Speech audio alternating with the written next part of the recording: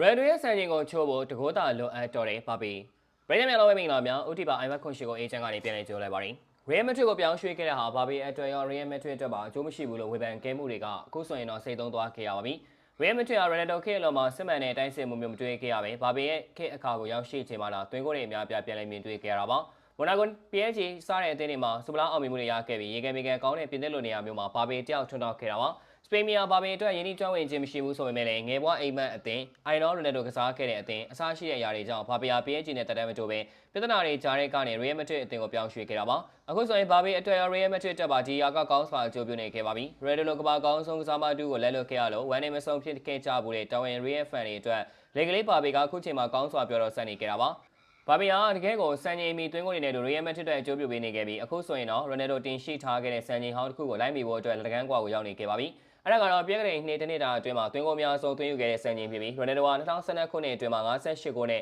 2013ခုနှစ်အတွင်းမှာ59ဂိုးတွေသွင်းယူခဲ့တာပါ။ဒီသွင်းကိုမာနာတွေက Ronaldo အများဆုံးတင်နိုင်ခဲ့တဲ့ခုနှစ်တက်ကလေးတွေဖြစ်နေပြီးဒီစံချိန်ကိုချိုးဖျက်ဖို့ကဘာဘီရဲ့အပေါ်မှာမူတည်နေပါတယ်။စံချိန်ဟောင်းဆိုတာကချိုးဖျက်ရပြီးစံချိန်သစ်တင်ရတဲ့ဆိုတာကိုဘာဘီတယောက်ပြသသွားနိုင်မှာလား။လက်ရှိ2015ခုနှစ်အတွင်းမှာဘာဘီယာသွင်းကိုပေါင်း58ဂိုးတွေသွင်းယူနိုင်ခဲ့ပါတယ်။ဒါကြောင့်2012ခုနှစ်ကစံချိန်ကိုလိုက်မိနိုင်ခဲ့ပြီး2013ခုနှစ်ကစံချိန်တွေသွင်းကိုအရေးအတွက်ကိုမှီဖို့ကတော့သွင်းကိုတကိုလိုအပ်နေသေးတာပါ။ဘာဘီယာ2025ခုနှစ်ကုန်ဆုံးဖို့အတွက်နှစ်ပန်နီးပါးလောက်သာကျန်ရှိတော့တဲ့အချိန်မှာ Real Madrid အသင်းနဲ့တူပွဲစဉ်တစ်ပွဲကစားဖို့ကြံနေသေးတာပါ။အဲဒီပွဲစဉ်ကတော့ Sevilla အသင်းနဲ့ကစားရမယ့်ပွဲစဉ်ဖြစ်ပြီးအဲဒီပွဲစဉ်မှာဘာဘီတယောက်ကျင်းဒီဘောဂိုးသွင်းနိုင်ခဲ့ရင်တော့ Ronaldo ရဲ့စံချိန်ကိုမှီသွားမှာပါ။သွင်းကိုမာနာနဲ့ဂိုးသာသွင်းနိုင်ခဲ့မယ်ဆိုရင်တော့ Ronaldo ရဲ့စံချိန်ကိုသွင်းကိုတကိုအတာနဲ့ကြော့ဖြတ်ပြီးစံချိန်တစ်တင်ရှိသွားနိုင်မှာဖြစ်ပါတယ်။လက်ကလေးဘာဘီအနေနဲ့သူ့ရဲ့ idol ကြီး Ronaldo တင်ရှိထားတဲ့စံချိန်အောက်တစ်ခုကိုချိုးဖျက်ကစံချိန်တစ်ခုကိုတင်ရှိမှာလား။ဒါအပြင် Ronaldo ကောင်းစွာအကျိုးပြုခဲ့တဲ့ Real Madrid ကိုဘာဘီကရောအကောင်းဆုံးအကျိုးပြုပေးနိုင်မှာလား။ဗီဒီယိုလေးကဒီလောက်ပါပဲအဆုံးထိကြည့်ရှုပေးခဲ့ကြတဲ့အတွက်ပရိသတ်တူတယောက်ချင်းစီတိုင်းကိုကျေးဇူးထိုးပဲတင်ရှိပါရခင်ဗျာ။နောက်လာမယ့်ဗီဒီယိုတွေမှာပရိသတ်တွေနဲ့ပြန်လည်ဆုံတွေ့ကြပါမယ်။